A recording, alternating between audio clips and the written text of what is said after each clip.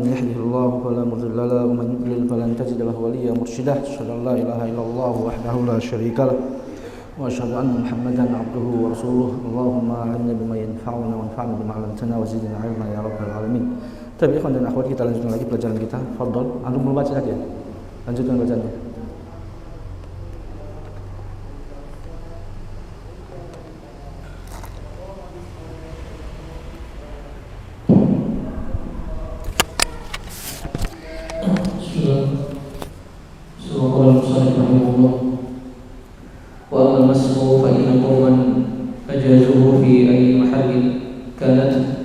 كانت النجاسة إذا ذهب عينها على مذهب أبي حنيفة، وكذلك الفرق على قياس من يرى أن كل ما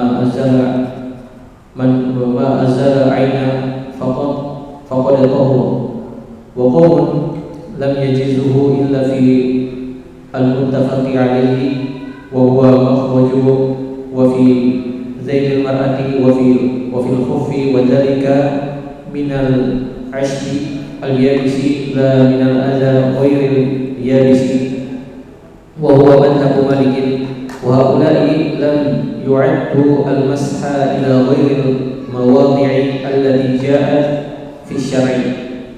وأما الفريق الآخر فإنهم عدوه، والسبب في اختلافهم في ذلك هل ما ورد من ذلك رخصة أو حكم، فمن قال رخصة لم يعدها إلى غيرها يعني لم يقس عليها، ومن قال هو حكم من أحكام إزالة النجاسة كحكم الغسل عداه.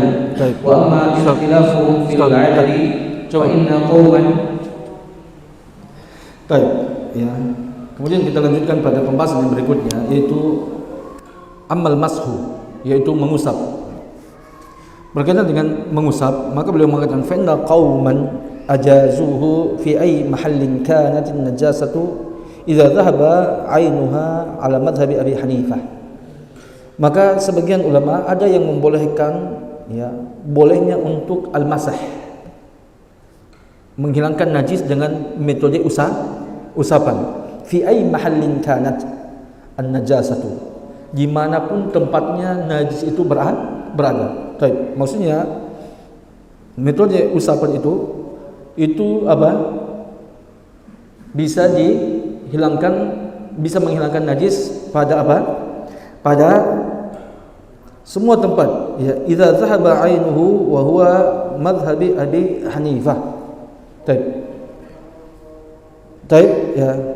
Idza dhahaba 'ainuha ala madhhabi Abi Hanifah, berdasarkan mazhab daripada Imam Abu Hanifah. Baik, itu pendapat ulama yang pertama. Bahwasanya boleh untuk menghilangkan najis dengan menggunakan metode mengusap, ya, pada tempat apapun, apabila najisnya bisa dihilangkan.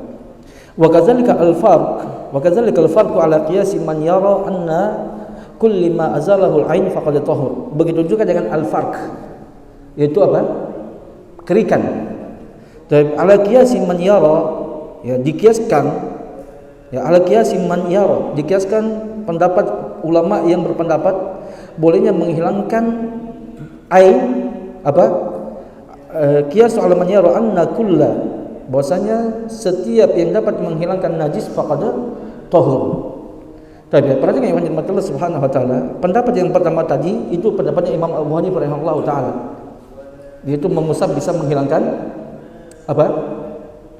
Menghilangkan najis. Tapi perhatikan, ya, najisnya sini adalah najis yang tadi kita sudah sebutkan, najis yang kering. Ya. Najis yang kering, bukan najis yang basah. Ya, seperti air kencing tidak bisa. Tentunya antum mau masak dengan pada najis yang kering tidak bisa. Baik. Begitu juga, ya, bolehnya untuk dengan al-farq. Baik. Dengan kerikan. Baik. Dengan kerikan dalam mazhab Imam Abu Hanifah. Imam Abu Hanifah mengatakan kerikan itu cuma pada apa? Pada kemarin kita sudah bahas. Air mani. Taib. Itu bolehnya dengan kerikan.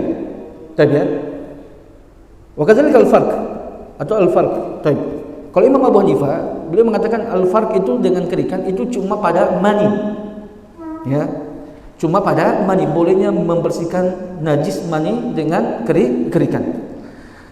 Ya, ala qiyasi man yara, ya, berdasarkan kias ulama yang berpendapat bahwasanya setiap yang menghilangkan najis faqad tahur. Tapi ini bukan secara mutlak, ini bukan pendapat Imam Ahmad. Ini kan beliau sebutkan secara mutlak, betul kan? Bahwasanya al-farq itu bisa menghilangkan najis apabila bisa menghilangkan benda najisnya. Baik. Ya, ini pendapat daripada sebagian ulama Hanafi, di antaranya adalah Imam Al-Karhi. Ya, bukan pendapat Imam Abu Hanifah, tapi sebagian daripada ulama Al-Hanafi, An-Nafiyah. Ini bukan pendapat daripada Imam Abu Hanifah. Imam Abu Hanifah kalau al-farq itu cuma pada mani. Tapi Imam Al-Karhi beliau mengatakan, "Na'am, al-farq juga bisa pada selain daripada mani, dikiaskan pada mani tadi." Baik. Wa qaumun lam yujawwizuhu illa fil muttafaqi alaihi huwa al-makhraju wa fi dhailil mar'ati wa fil khuf, ya, wa fi dhalika min al-ashbil yabisi la min al-adha ghairil yabisi wa huwa madhhabu Malik. Baik. Dan sebagian ulama ada yang tidak memperbolehkan untuk menghilangkan najis dengan mengusap illa fil muttafaqi alaihi, kecuali pada tempat yang telah disepakati tadi. Apa itu yang disepakati? Al-makhrajain, qubul dan dubur. Baik. Kemudian apa lagi? Khuf, sepatu, ataupun mengambil hukum sepatu adalah na'al, sendal. Baik. Kemudian juga azailul mar'ah, pakaian ya, yang menjulur dari wanita. Baik. Itu dia. Ya. Wadzalika minal ashbil yabisi, dan perkara tersebut maksudnya yang bisa dibersihkan dengan apa? Dengan usapan, itu adalah minal ashbil yabis, daripada najis yang kering. La minal adza ghairil yabis. Ini dia, ya, lebih memperjelas maksud al-ashbu di situ. Ashbu bukan rumput kering, ya, tapi maksudnya najis kering, ya. La minal adza, bukan daripada adza, najis, ghairil yabis, yang tidak kering. Wa huwa madhhabu Malik, dan ini adalah pendapat daripada Imam Malik dan juga pendapat Imam Syafi'i rahimahullah taala dan Imam Ahmad rahimahullah taala, atau jumhur ulama. Dan jumhur ulama mengatakan bahwasanya membersihkan najis dengan metode usapan itu hanya berlaku pada perkara-perkara atau pada tempat-tempat yang telah disepakati oleh para ulama yang telah datang dalilnya. Betul kan? Yang pertama dari qubul dan dubur. Baik. Kemudian yang kedua berikutnya dari sepatu ataupun sendal. Kemudian daripada pakaian wanita yang panjang. Tapi ini semua disepakati oleh para ulama bolehnya menghilangkan najis pada benda-benda tersebut karena telah datang dalilnya. Tapi itu minal ashbil yabis, dari najis yang kering, bukan najis yang basah. Baik. Wa haula'i lam yu'addu al-masha ila ghairil mawadi' allati ja'at fi syar'i. Dan para ulama tersebut, maksudnya jumhur ulama, ya, tidaklah menganggap bolehnya untuk mengusap ila ghairi, kepada selain tempat-tempat yang telah datang syariat menjelaskannya. Baik, maksudnya cuma batasan itu saja. Adapun tempat-tempat lain maka tidak dianggap. Wa ammal fariqul akharu fa innahum adduhu. Adapun kelompok ulama yang lain bahwasanya mereka menganggap bolehnya bolehnya al-mashu pada selain tempat yang telah datang dalilnya. Maksudnya berarti dia mutlak boleh pada semua tempat. Bisa dipahami ya? Dan itu pendapat siapa tadi? Imam Abu Hanifah rahimahullah ta'ala atau ulama Hanafiyah. Coba perhatikan kenapa terjadi perbedaan pendapat para ulama berkaitan dengan masalah tersebut. Wasabahu fi ikhtilafihim fi dzalik. Ya. Sebab terjadinya perselisihan para ulama berkaitan dengan masalah tersebut. Apa sebab perselisihan para ulama berkaitan masalah tadi? yaitu hal ma warada min dzalika rukhsatun aw hukmun, itu dia.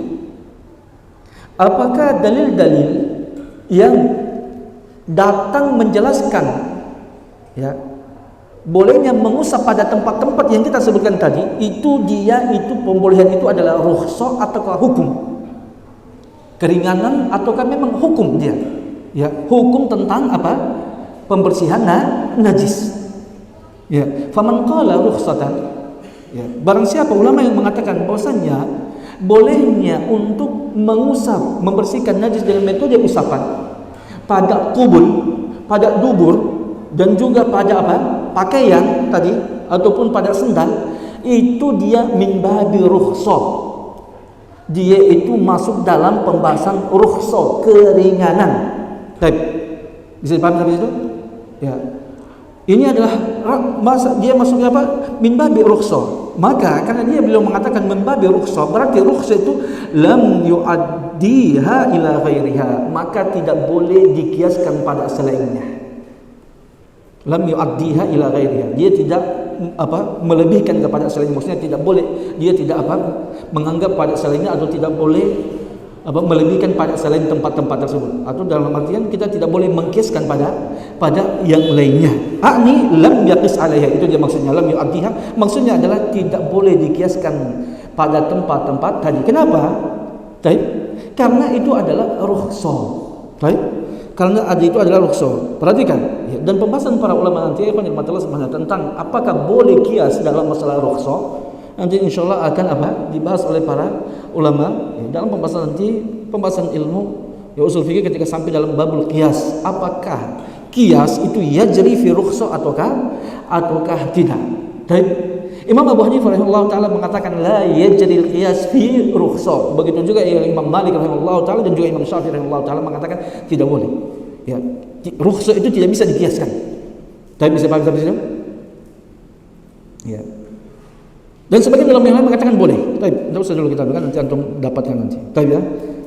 Kemudian beliau mengatakan wa man qala huwa hukmun min ahkami izalatin najasat, dan bagi ulama yang mengatakan bahwasanya ya Nabi membolehkan untuk membersihkan najis dengan metode usapan pada tempat-tempat yang kita sebutkan tadi, itu dia bukan min babi rukhsah, bukan masuk dalam pembahasan keringanan. Tapi dia adalah hukmun min ahkami izalatin najasat, itu adalah dia pembahasannya hukum berkaitan hukum-hukum menghilangkan najis. Ya, kahukmil ghusli, sama dengan hukum mencuci najis. Maka adahu, maka dia menggunakan kias, maksudnya menganggap bolehnya mengusap pada benda yang lain, atau boleh dikiaskan dengan tempat-tempat yang telah datang nasnya tadi. Dan inilah pendapat daripada Imam Abu Hanifah radhiyallahu taala. Perhatikan, Imam Abu Hanifah yang mengatakan bahwasanya rukhsah itu kias itu tidak berlaku untuk rukhsah. Tapi beliau ya berpendapat di sini ya bolehnya untuk membersihkan najis dengan metode mengusap pada semua benda. Kenapa?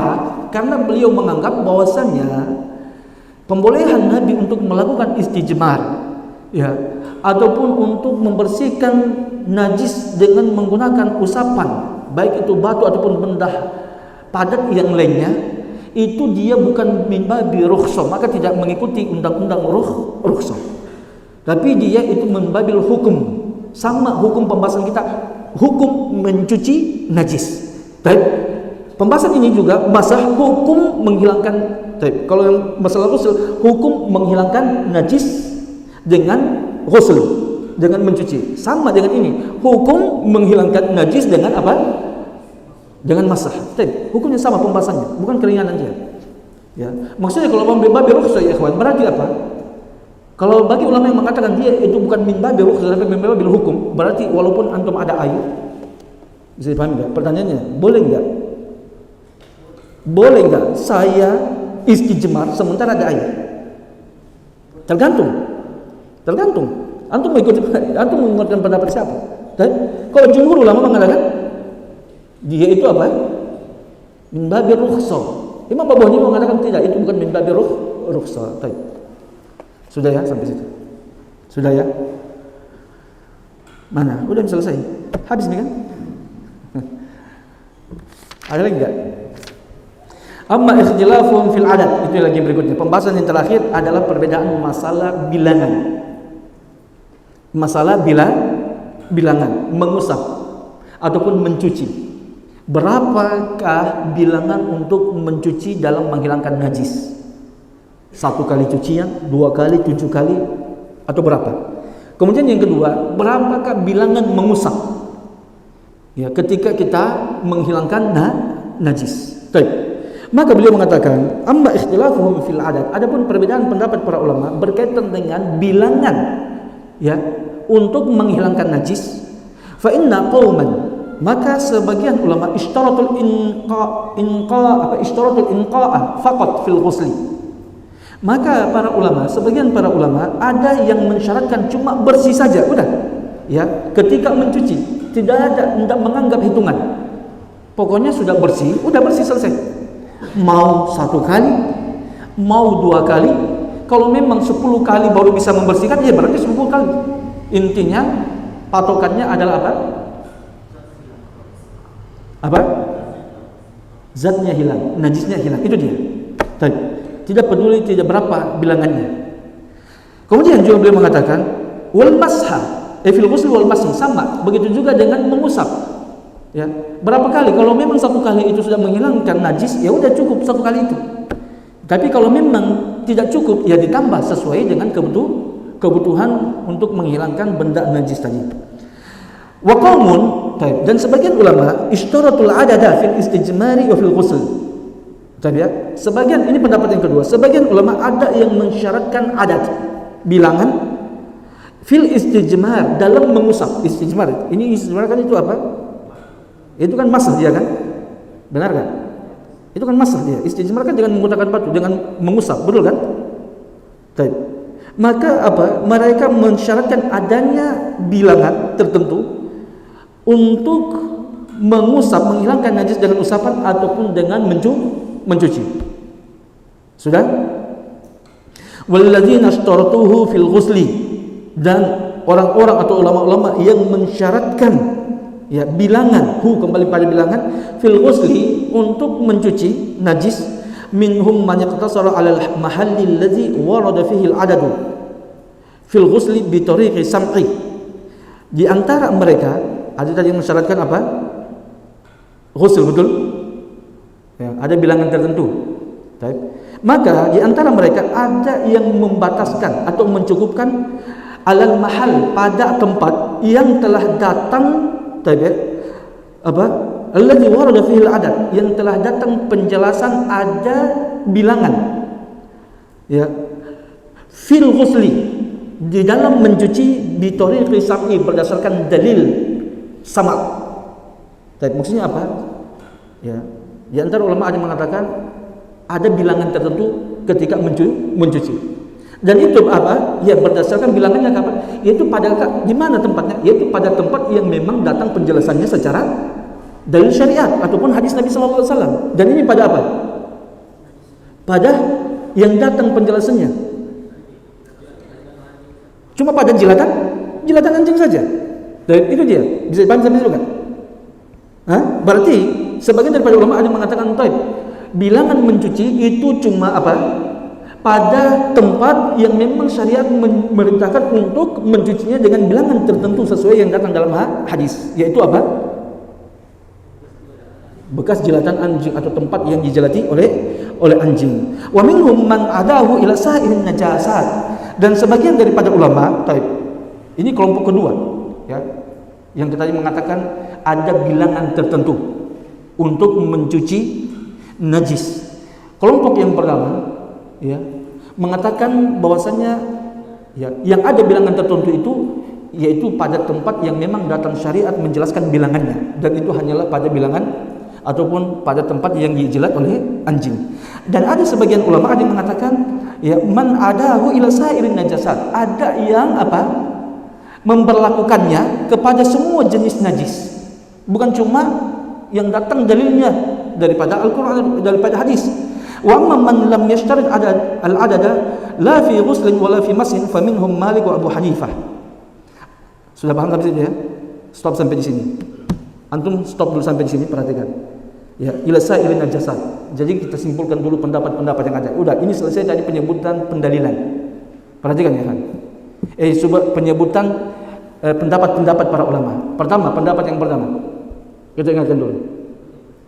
Pertama, tidak disyaratkan untuk bilangan mencuci baik pun al-masah. Ini pendapatnya siapa? Baik. Ya.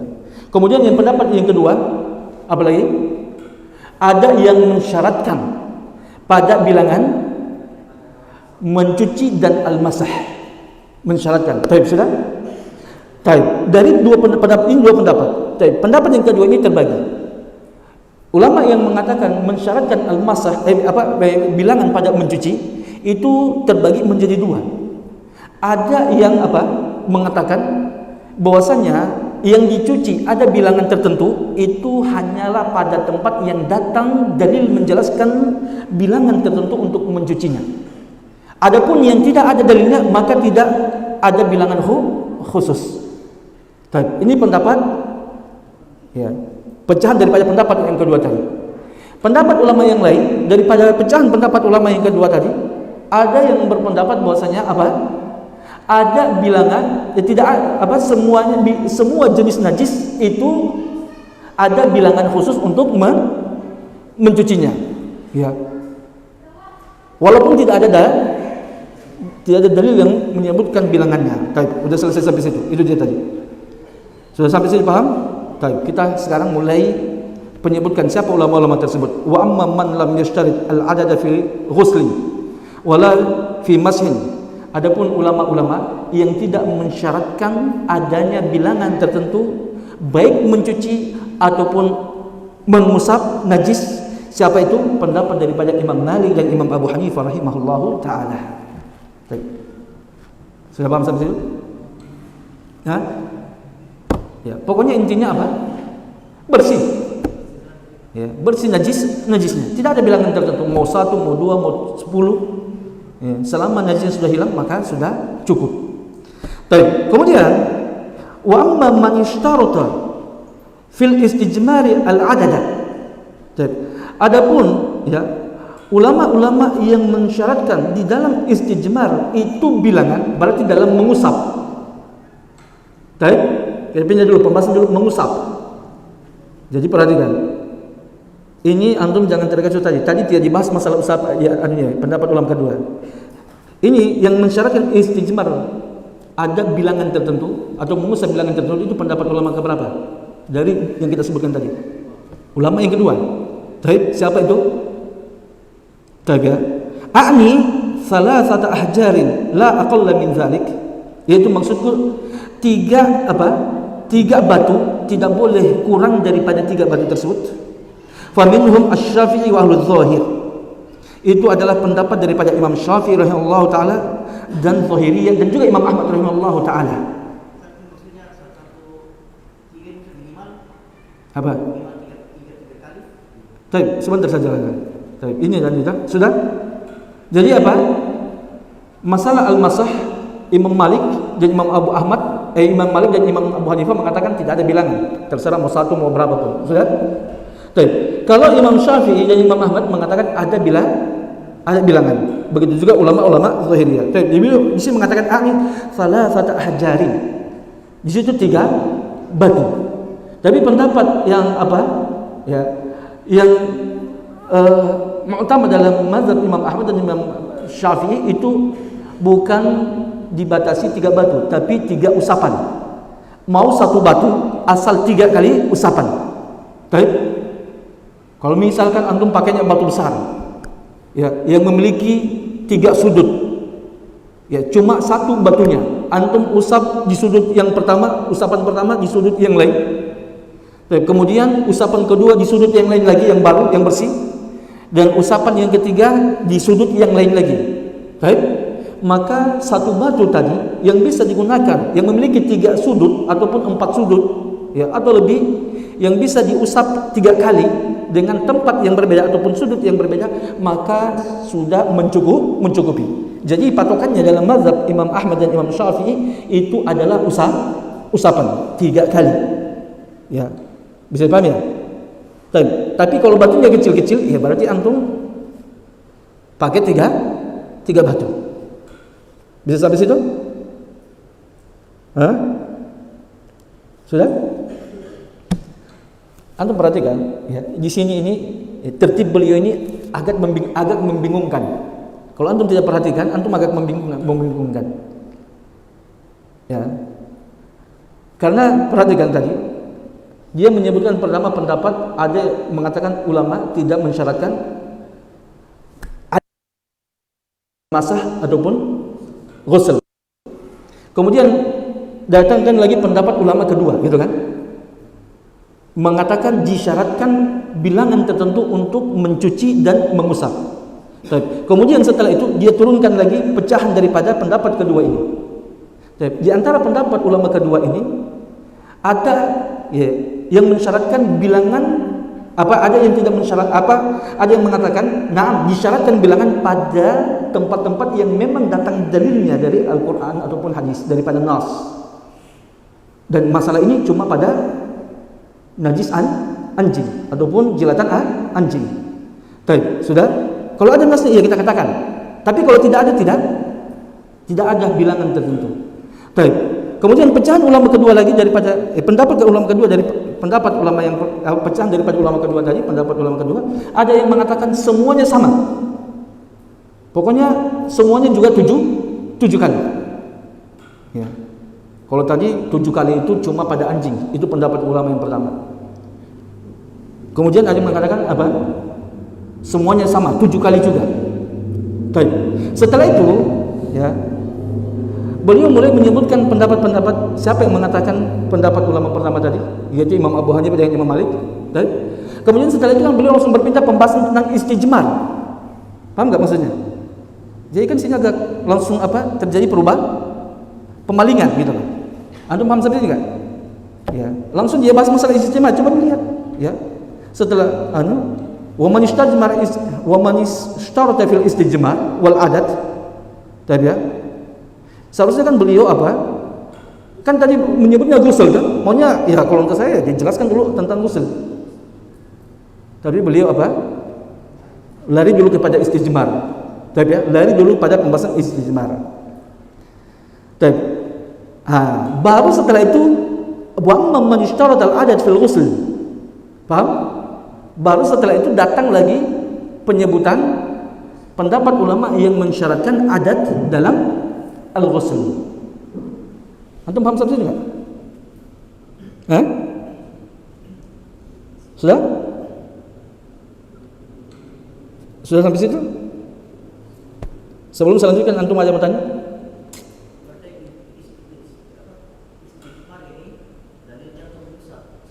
Ya, memang itu hukum asalnya daripada mengusap itu istijmar. Kenapa? Ya, perhatikan. Kan beliau istijmar baru terakhir ghusl. Perhatikan kenapa beliau langsung berpindah. Seharusnya kalau kita mau lebih bagusnya itu tadi sudah bahas masalah ghusl. Selesaikan dulu masalah ghusl gitu kan. Jadi supaya berurut. Tapi kan beliau tadi sudah bahas masalah ghusl di atas, kemudian setelah itu langsung pindah ke istijmar, nanti terakhir al-ghusl. Karena kenapa ya Ikhwan, perhatikan. Karena kan beliau mengatakan, ya, wa amma man ishtarata fil istijmar al-adat. Itu siapa? Yang tidak mensyaratkan istijmar, yang tidak mensyaratkan bilangan. Itu Imam Malik dan Imam Abu Hanifah. Baik. Ini kan sudah Imam Malik dan Abu Hanifah ini kan sudah satu, istilahnya kalau kita bilang sudah satu pendapat. Maka beliau langsung membahas dulu masalah istijmar, ya, karena yang berbeda dengan pendapat Imam Malik dengan Imam Abu Hanifah ini adalah Imam Syafi'i dengan Imam Ahmad. Jadi dibahas dulu di situ, ya. Adapun nanti ghusl, adapun pembahasan masalah ghusl tadi, ya, masalah ghusl kan kalau Imam Abu Hanifah dengan Imam Malik itu langsung berpisah, dia berbeda. Antum paham sih enggak? Baik, sekarang kita baca. Wa amma man ishtarata al-adat fil ghusl. Baik, perhatikan. Ya, waqtasara bihi ala mahallihi allazi warada fihi wa ghusl ina'i sab'an min wulughil qalb. Adapun bagi ulama yang mensyaratkan bilangan tertentu untuk mencuci najis, ikhtasara bihi ala mahallihi. Dia mencukupkan pada tempat yang telah datang padanya. Baik, dalil maksudnya huwa ghusl ina'i, dia adalah mencuci bejana 7 kali disebabkan jilatan anjing.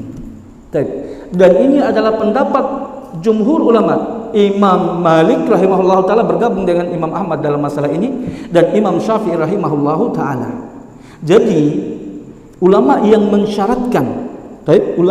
mensyaratkan bilangan tertentu di dalam ghusl itu ada 3 mazhab. Pertama mazhab, kemudian mazhabnya siapa? Imam Syafi'i dan Imam Ahmad rahimahullahu ta'ala. Maka untuk jilatan anjing dicuci berapa? Dicuci 7 kali. Berarti berkaitan masalah jilatan anjing, Imam Abu Hanifah menyendiri. Sudah paham sampai sini? Fa Syafi'i wa man qala bihi biqaulihi. Ya, mana dia ini? Wa man ishtarata al-'adl fi ghusli. Adapun ulama yang mensyaratkan bilangan tertentu untuk mencuci, ya, maka dia mencukupkan pada tempat yang memang telah datang dalilnya, dan dia itu adalah mencuci bejana yang 7 kali yang dijilat anjing. Siapa itu? Fa Syafi'i wa man qala biqaulihi, yaitu Imam Syafi'i dan ulama yang sependapat dengan beliau. Siapa itu? Imam Ahmad dan Imam Malik rahimahullah taala. Antum tambahkan di situ. Ya, wa man qala bihi. Ya. Imam siapa? Imam Malik dan Imam Ahmad. Sudah?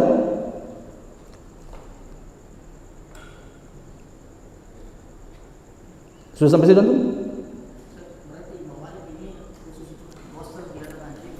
Nah, sama dengan jumhur. Selain itu maksudnya?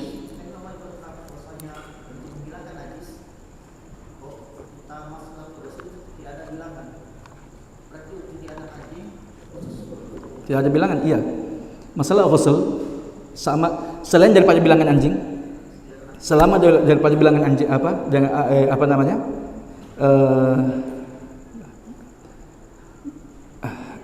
Jadi Imam Malik sebagian pendapat beliau itu yang sama dengan Imam Abu Hanifah, sebagian yang sama dengan ulama yang lain.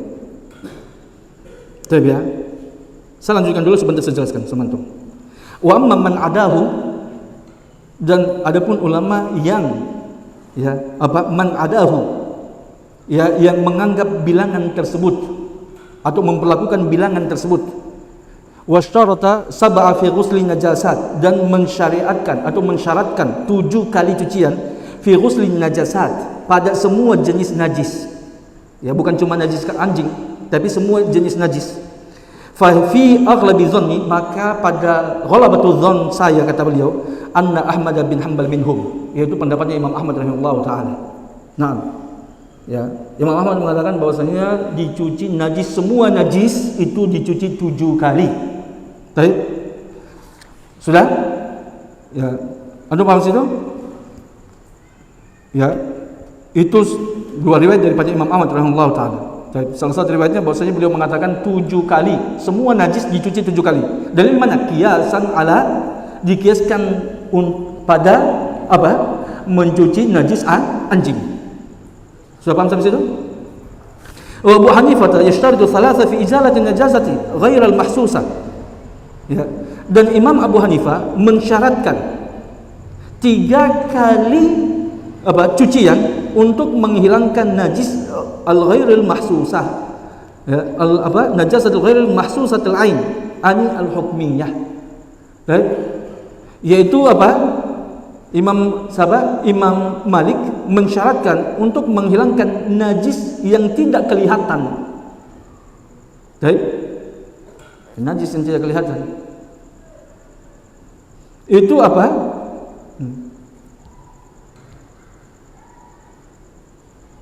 3 kali bilasan. Baik. Sudah sampai situ? Jadi kalau kita gabungkan, bagaimana antum gabungkan semua pendapat-pendapat tadi? Pertama, kita ambil dulu mazhab satu persatu. Pertama Imam Abu Hanifah dulu. Imam Abu Hanifah rahimahullah taala tidak mensyaratkan bilangan untuk mengusap secara mutlak dan mencuci secara mutlak. Pokoknya hilang najis udah selesai. Itu Imam Abu Hanifah, betul? Benar enggak? Imam Abu Hanifah dulu. Kita pindah dulu Imam Abu Hanifah, satu dulu. Imam Abu Hanifah dulu, sebutkan pendapatnya Imam Abu Hanifah. Bahwasanya patokannya itu hilangnya najis, bukan bilangan. Baik dalam cucian ataupun usapan. Udah selesai. Selesai pendapat Imam Abu Hanifah. Kita pindah kepada Imam Malik setelah beliau. Pendapat Imam Malik rahimahullah taala apa? Pendapat Imam Malik rahimahullah taala. Antum lihat di patokan antum. Pertama, adapun al-masah, adapun usapan, maka tidak ada bilangan tertentu untuk menghilangkan najis, betul enggak? Tidak ada bilangan tertentu untuk menghilangkan najis. Selama hilang benda najisnya, maka sudah suci. Mau satu, mau dua, mau tiga. Itu masalah usapan. Kemudian berpindah kepada ghusl, mencuci. Kalau mencuci, beliau mengatakan bahwasanya kalau untuk anjing, najis anjing maka harus dicuci tujuh kali. Adapun najis yang lain tidak disyaratkan mencuci tujuh kali. Itu pendapat Imam Malik. Kemudian pendapat yang ketiga Imam Syafi'i rahimahullah taala. Maka Imam Syafi'i rahimahullah taala beliau mengatakan ada bilangan tertentu untuk al-masah. Untuk masah mengusap ada bilangan tertentu, yaitu 3 kali. Ya, sebentar kita datangkan dalil yang disebutkan beliau. Baik. Sudah? Adapun mencuci maka sama dengan siapa? Imam Malik rahimahullah taala mengatakan kalau jilatan anjing 7 kali, yang lainnya tidak ada bilangan tertentu. Mencuci Imam Syafi'i sama dengan Imam Malik beliau. Baik, kita pindah kepada Imam Ahmad rahimahullah taala. Kalau untuk usapan, beliau juga mensyaratkan sama seperti siapa? Imam Syafi'i. Betul enggak? Yaitu bilangan harus ada bilangan tertentu, dan bilangan tertentu adalah 3 kali. Sudah paham sampai sini? Adapun untuk mencuci, maka salah satu riwayat beliau mengatakan ada bilangan tertentu, yaitu 7 kali untuk semua jenis najis. Baik? Apakah najis anjing ataupun selainnya? Udah, itu dia tadi simpelnya pendapat-pendapat para ulama yang kita sebutkan tadi. Antum paham sampai sini? Paham enggak? Baik. Adapun Imam Abu Hanifah rahimahullah taala beliau mengatakan bahwasanya adapun najis yang hukmi yang tidak kelihatan bendahnya, maka maka dicuci 3 kali. Baik. Contohnya perhatikan ya mata Allah Subhanahu wa taala, Imam Abu Hanifah rahimahullah taala beliau mengatakan untuk mencuci jilatan anjing. Baik. Jumhur ulama mengatakan berapa kali? 7 kali. Sudah? Siapa mereka? Imam Malik, Imam Syafi'i, jangan Imam Abu Hanifah. Dan perhatikan, kalau Imam Malik rahimahullah taala mengatakan wajib mencuci 7 kali, alasannya kenapa? Bukan karena dia najis, tapi ta'abbudi. Karena Nabi perintahkan, dia adalah ta'abbudi mahdhar. Sudah paham? Sampai situ? Itu alasan Imam Malik. Perintah Nabi perintahkan, sudah selesai, itu ta'abbudi. Beliau, mazhabnya Imam Malik rahimahullah taala, beliau mengatakan air liur anjing bukan najis. Mazhabnya Imam Malik, air liur anjing bukan najis. Baik. Bisa paham sampai situ kan? Baik. Makanya dibantah oleh jumhur. Kalau bukan najis, kenapa diperintahkan dicuci? Kan diperintahkan cuci menunjukkan dia najis. Apa beliau jawab? Perintah untuk mencuci air liur anjing itu bukan disebabkan karena najis, tapi karena itu ta'abbudi. Wajib mencuci, tapi bukan karena najis, tapi karena memang Nabi perintahkan. Selesai udah. Sudah paham? Antum paham sampai situ kan? Baik. Kemudian setelah Metode mencucinya sama. Kalau Imam Ahmad dengan Imam Syafi'i mengatakan kenapa diperintahkan cuci 7 kali? Karena dia adalah najis. Imam Abu Hanifah juga mengatakan bahwasanya jilatan anjing itu adalah najis. Hanya metode mencucinya berbeda dengan jumhur ulama. Kalau Imam Abu Hanifah rahimahullah taala beliau mengatakan metode mencuci jilatan anjing dia itu apa? Hukmi dia melakukan itu apa? Jilatan anjing yang hukmi. Antum lihat jilatan anjing, lihat enggak? Kalau habis dijilat anjing antum lihat enggak air liurnya di situ? Tidak kelihatan kan? Hah? Dia jilat coba jilat situ, ya. Kelihatan enggak najisnya? Tidak kelihatan najisnya. Itu hukmi. Dia bukan benda. Tidak ada zatnya yang kita tidak kelihatan, yang kita lihat. Maka beliau mengatakan najis yang hukmi yang tidak kelihatan bendanya dicuci 7 kali. Bukan itu maksudnya jilatan anjing.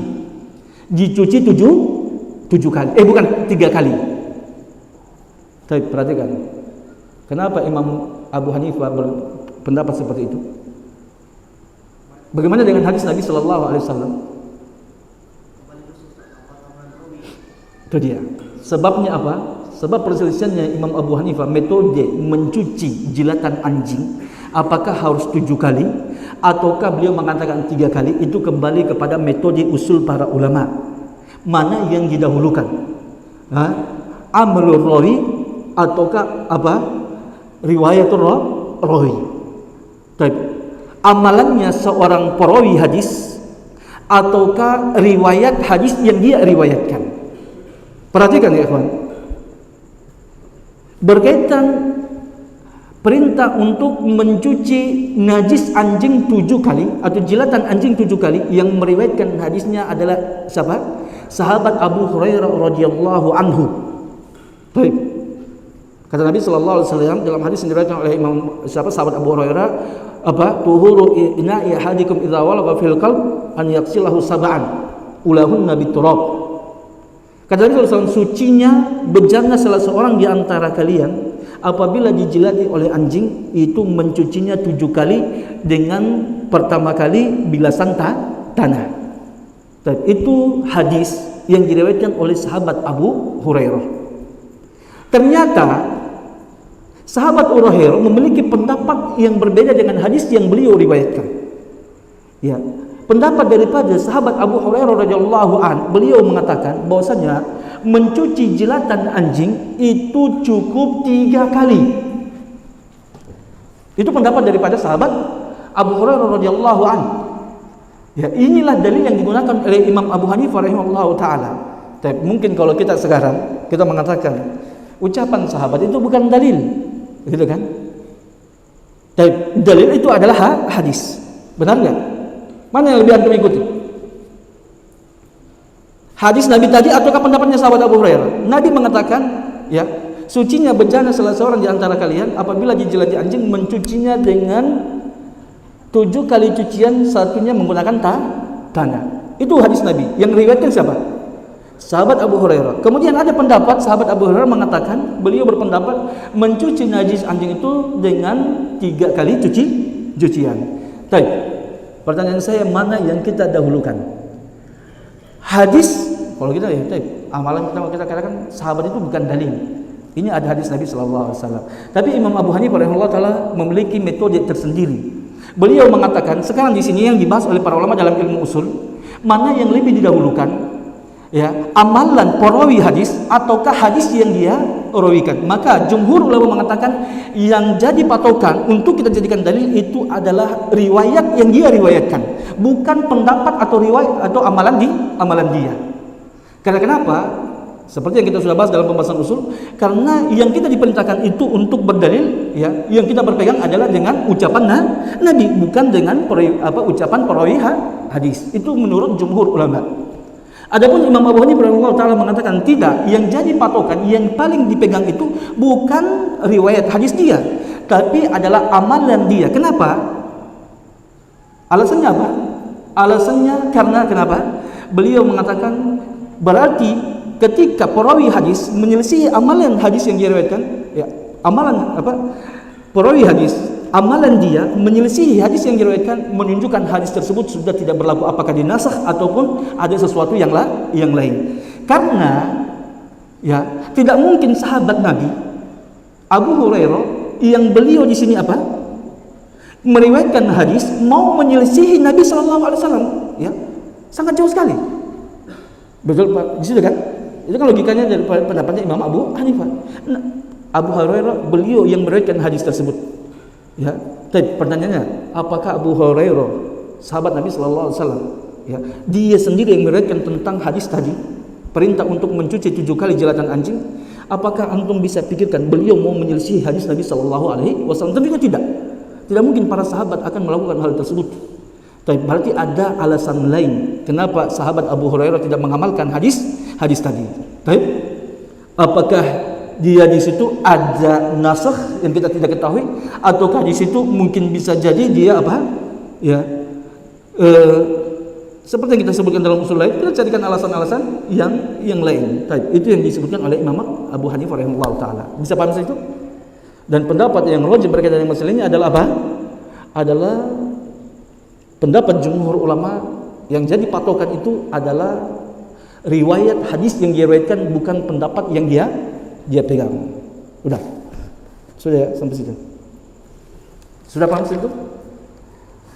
Wa sababu ikhtilafihim fi hada. Sebab perbedaan pendapat para ulama berkaitan masalah ini, ta'arudul mafhumi min hadhihi al-ibadati adh-dhahirati al-lafz fil ahadits allati dzakara fiha al-adad, yaitu kontradiktifnya pemahaman min hadhil ibadah, daripada ibadah ini, li zahiril lafaz, terhadap zahir lafaz, fil ahadits allati dzakara fiha al-adad, ya,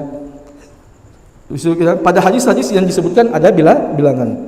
Wa dzalika anna man kana al-mafhumu 'indahu min al-amri, ya, bagi ulama yang memahami daripada perintah biizalatin najasah, untuk menghilangkan najis, izalatan ainuha lam yashtarit al-adada aslan, maka beliau tidak mensyaratkan adanya bilangan. Saya perhatikan ya, di antara hadis Imam Abu Hanifah, beliau mengatakan bahwasannya tidak disyaratkan adat. Kata Nabi sallallahu alaihi wasallam dalam hadisnya adalah man istajmara fal yutir. Itu kan kata Nabi sallallahu alaihi wasallam dalam salah satu hadisnya. Dan apa? Nabi sallallahu alaihi wasallam mengatakan barang siapa yang melakukan istijmar, gitu kan? Fal yutir, maka hendaklah apa? Hendaklah dengan ganjil, bilangan ganjil. Yutir, witir itu adalah apa? Bilangan satu. Betul kan? Adapun yang lainnya bilangan 3, bilangan 5 itu sunnah. Bisa dipahami enggak?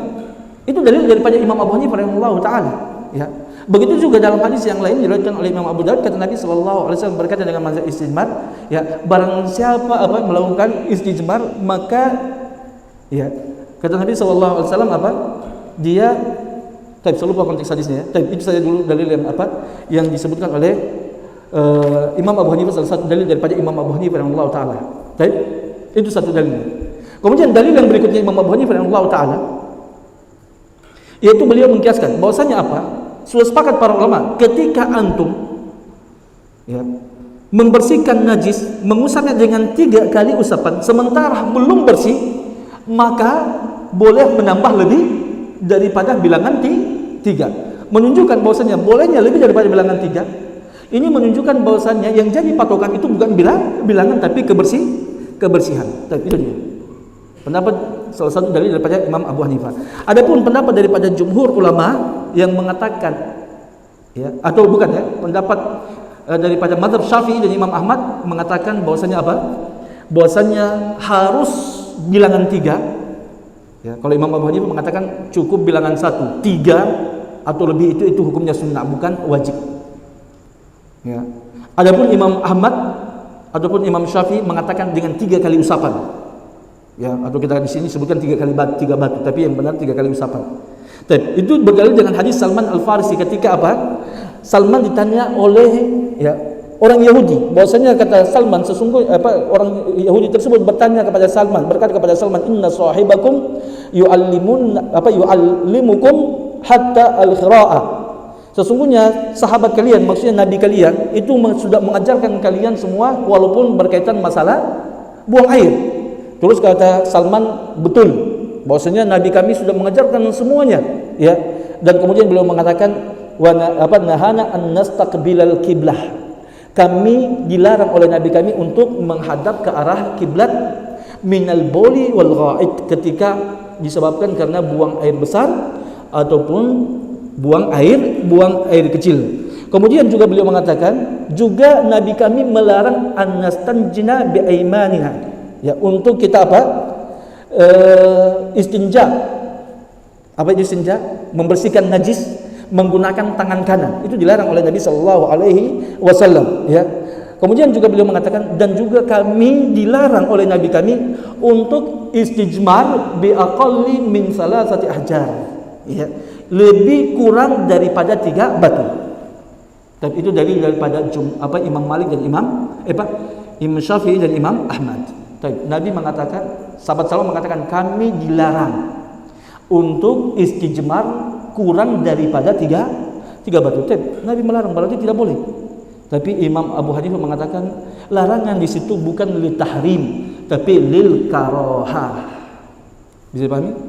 Dan pendapat yang rajih berkaitan dengan masalah ini, saya lebih condong pada pendapat Imam Abu Hanifah rahimahullah taala yang mengatakan yang jadi patokan dalam mencuci ataupun mengusap itu adalah hilangnya benda najis, ya, bukan pada bilangan, ya.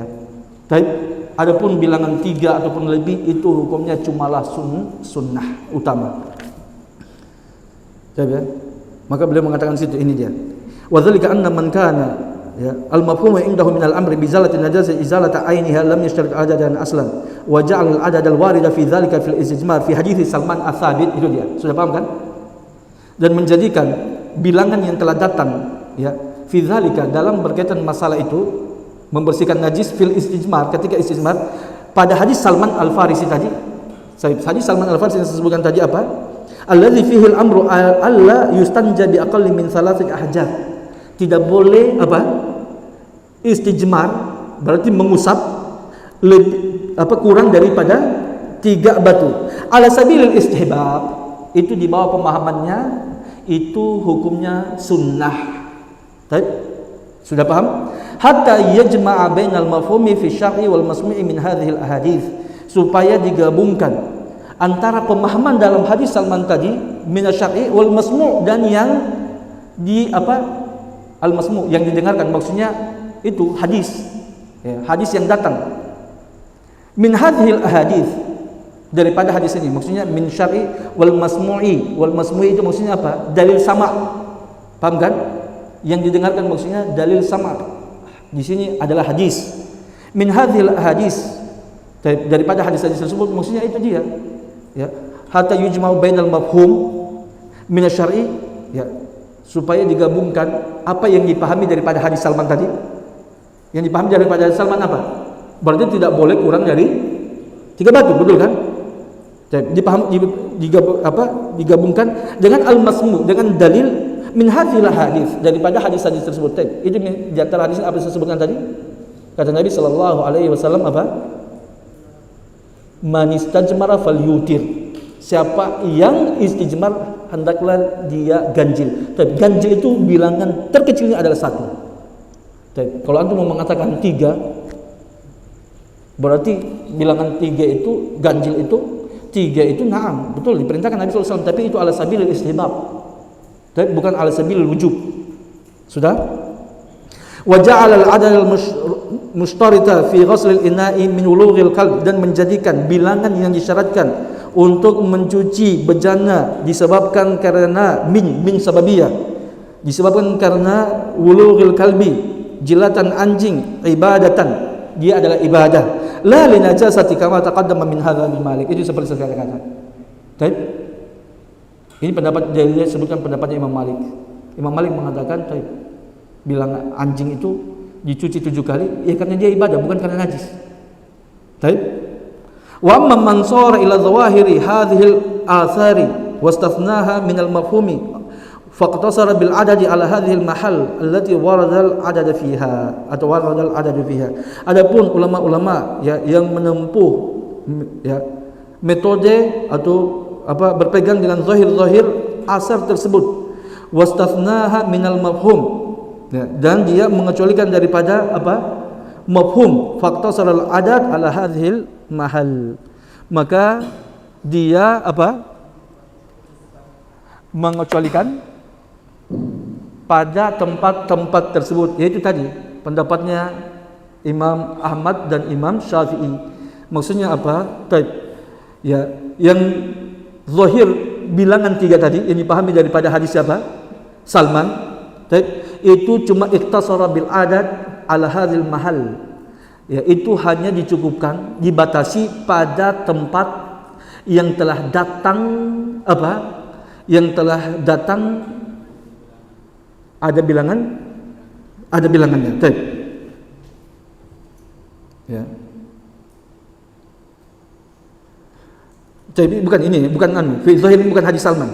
Ya, wa amma man sara fi ila zawahir hadhil athar itu ya minal mafhum, ya. Faqtasara bil adad ala hadzal mahal allati warada fil adad. Wa amma man raja zahir ala mafhum fa innahu adda dzalika ila sa'iril najasat. Tapi ini wa amma man sara ila zawahir hadhil athar. Ini pendapatnya siapa? Imam? Bukan. Ya. Apa ini? Wa amma man sara ila zawahir hadhil athar wastathnaha min al-mafhum faqtasara al-adad ala hadhihi al-mahal allati warada al-adad fiha. Ini berkaitan dengan jilatan anjing. Baik. Yaitu pendapatnya Imam siapa? Imam Malik dan Imam Syafi'i dan juga Imam. Tapi ini saja Imam Malik dan Imam Syafi'i. Berarti Imam Malik dan Imam Syafi'i mengatakan ya, bilangan 7 itu ya udah hanya cukup untuk apa? Ya, hanya berlaku pada tempat yang memang datang dalil menyebutkan cuma 7. Wa man rajah zahir alal mafhum. Adapun ya, ulama yang merujikan zahir dibandingkan daripada al-mafhum, daripada mafhum yang dipahami, fa innahu adda dzalika ila sa'iril najasat. Ya, maka dia apa? Merujikan atau dia memberlakukan pada semua jenis najis. Perhatikan ya 2 kalimat yang terakhir saya sebutkan tadi. Ya. Maksudnya apa? Ya. Zahir hadhil athar. Ya. Zahir daripada hadhil athar. Antum lihat hadhil athar kembali ke mana? Wastasnaha minal mafhum. Faqtasara bil adad alladhi ala hadhihi mahal. Ya. Wastathnaha minal mafhum. Adapun ulama-ulama yang apa? Berpendapat pada zahir-zahir hadis-hadis tersebut, dan mengecualikan daripada mafhum. Tapi mafhumnya di mana sih? Mafhum yang mana ini dia? Faqtasara bil adad ala hadhihi al mahal allati warada al adad fiha.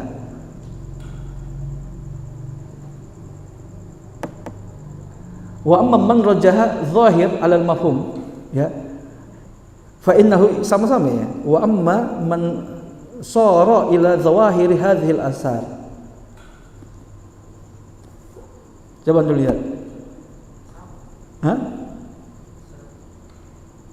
Ya, wastathnaha minal mafhum faqtasara bil adadi ala hadhil mahal allati waradal adadu fiha. Siapa ini? Yang ya berpegang dengan zahir asar hadis-hadis. Ya. Wastathnaha minal mafhum, dan mengecualikan daripada iya, ini ulama-ulama Syafi'iyah, ya. Ulama-ulama Syafi'iyah. Maka beliau mengatakan bahwasanya al-adad itu ya, itu hanya berlaku buat apa? Tempat-tempat yang datang dalilnya, yaitu najis anjing. Baik, itu dia. Wa amma man rajjaha adz-dzahir 'ala al-mafhum, ya. Dan bagi ulama yang merojihkan zahir, ya, di atas mafhum, ya, fa innahu adda dzalika ila sa'irin najasat. Siapa ini? Imam Ahmad. Adapun ulama yang lebih menguatkan zahir, perhatikan zahir. Zahir dibandingkan mafhum, perhatikan. Mafhum yang kita pahami daripada hadis Abu Hurairah untuk mencuci jilatan anjing, yang dipahami cuma 7 kali, betul kan? Itu kan yang mafhum, betul kan? Benar enggak?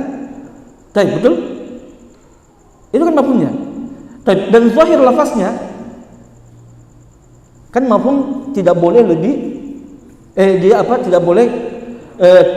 tidak boleh kurang daripada 7, gitu kan? Itu dia mafhumnya. Dan juga yang kita pahami ini cuma berlaku untuk anjing saja. Betul? Tapi zahir hadisnya itu kan perintah untuk mencuci najis 7 kali. Itu zahirnya. Maka dia kiaskan pada semua benda najis, dan ini pendapat daripada Imam Ahmad rahimahullahu taala. Wa amma hujjatu Abi Hanifah fi thalathati fa qawli alaihi wasallam idza staiqadha ahadukum min nawmihi falyaghsil yadahu thalathan qabla an yudkhilaha fi ina'ihi. Itu adapun pendapat Imam Abu Hanifah bahwasanya untuk mencuci najis al-hissi, ya, najis al-hissi yang tidak kelihatan maksudnya adalah hadis Nabi sallallahu alaihi wasallam yang kita sebutkan tadi. Subhanakallahumma wa bihamdik, la ilaha illa anta, astaghfiruka wa atubu ilaik. Assalamualaikum warahmatullahi wabarakatuh. Ada yang bertanyakan? Yang mau pulang fadhil. Imam, apa? Nah, mafhumul mukhalafah, bukan mafhumul muwafaqah. Maksudnya mafhum adalah mafhumul al-mukhalafah. Ketika dimutlakkan mafhum, ya, ketika antum mendapatkan pemutlakan mafhum dalam kitab-kitab fikih, maka itu yang dimaksudkan adalah mafhumul mukhalafah, ya. Kalau mafhumul muwafaqah, maka mereka tidak akan mutlakan dengan ucapan mafhum. Paling mereka dalilul khitab atau dalil khitabul fah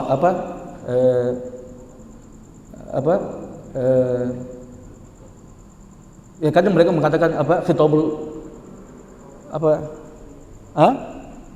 lahnul fahwal khitab, ya, mereka mengatakan, atau dalil mafhumul muwafaqah, ataupun apalagi khitabul fahwal khitab, gitu kan, atau juga mereka mengatakan qiyasul aulani. Ada lagi yang bertanyakan itu? Fadhil, juga ada yang bertanyakan?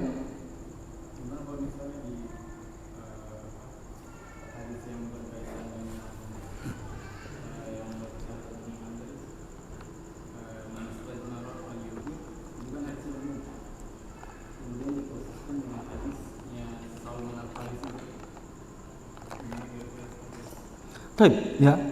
Maka kalau mau dikatakan umum, di situ tidak ada umum di situ. Karena kata-kata witr, gitu kan? Aqallul witr berapa? 1, gitu kan? Bisa dipahami? Sekarang perhatikan, mana yang umum, mana yang khas di situ. Mana yang umum, mana yang khas. Mana yang umum, mana yang khas. Sama tanya kepada antum.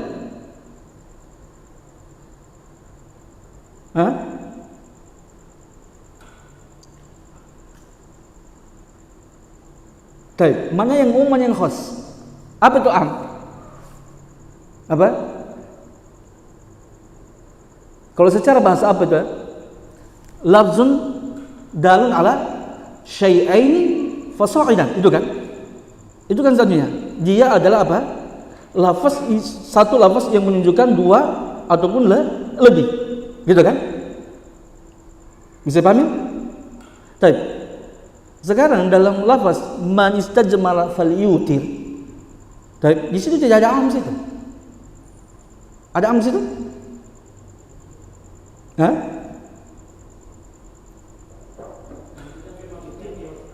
Apa?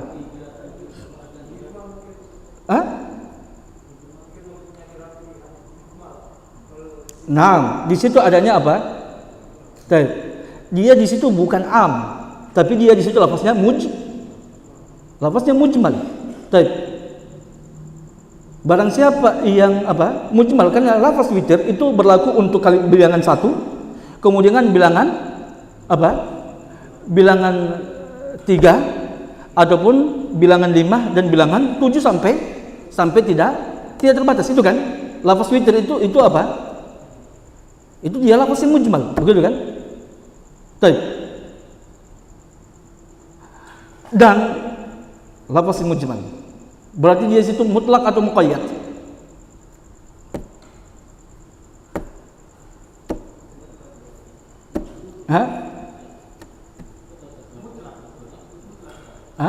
Mana yang mutlak, mana yang muqayyad?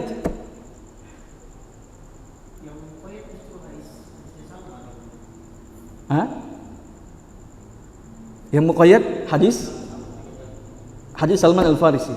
Baik. Yang mutlak?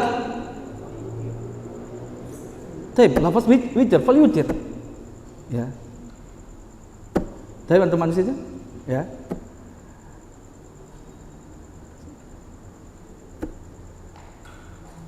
Tapi yang antum menanyakan apa tadi? Dia lafaz yang mujmal, begitu kan? Tapi lafaz yang mujmal. Baik, maka lafaz mujmal itu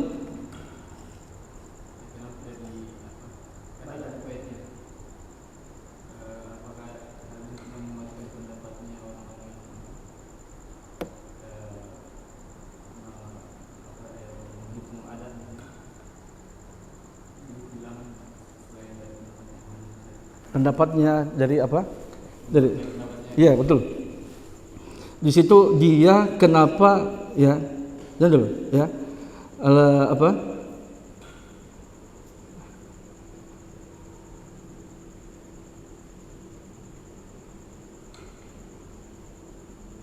Imam Abu Hanifah ya. Kenapa beliau tidak, dan Imam Malik? Baik. Ya, coba anda cari dulu ya. Wallahu a'lam bishawab bagaimana pendalilan mereka dalam berkaitan dengan masalah tersebut ya. Karena memang betul ya, di sini ada lafaz. Kenapa di sini? Karena Nabi mengatakan falyutir. Baik. Makalah hendak dia witir. Baik. Kemudian setelah itu datang penjelasan dalam hadis yang lain ya. Nabi sallallahu alaihi wasallam menyebutkan tiga kali usapan atau tiga batu. Baik, nanti coba ya. Insyaallah pada pekan berikutnya ana jelaskan kepada secara dulu jawabannya terlebih dahulu. Wallahu a'lam bishawab untuk saat ini ya. Ana harus kembali kembali pada kaidahnya daripada Imam Abu Hanifah berkaitan masalah pembahasan ini tadi. Baik. Ada yang lain? Enggak ada?